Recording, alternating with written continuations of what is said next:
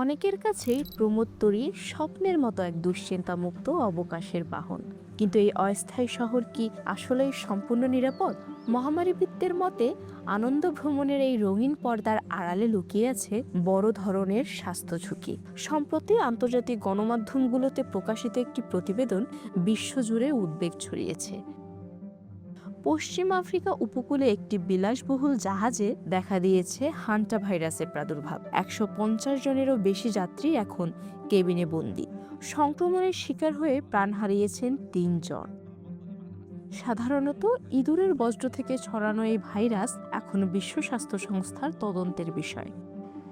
কেন ক্রুজ শিপে রোগ জীবাণু এত দ্রুত ছড়ায়? বিশেষজ্ঞরা একে বলছেন অর্ধ আবদ্ধ পরিবেশ।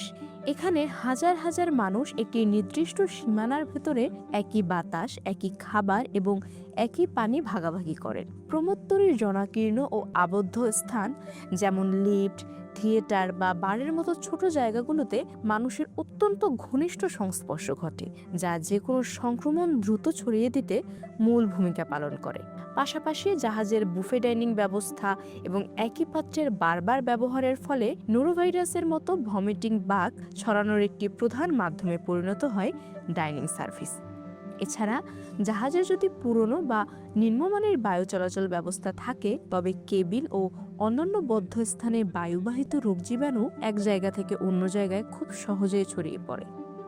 ইতিহাস ঘাটলে দেখা যায় কোভিড মহামারীর সময় ডায়মন্ড প্রিন্সেস জাহাজে ৬১৯ জন আক্রান্ত হয়েছিলেন। এছাড়া রয়েছে লিজেনিয়ার্স রোগের ভয়।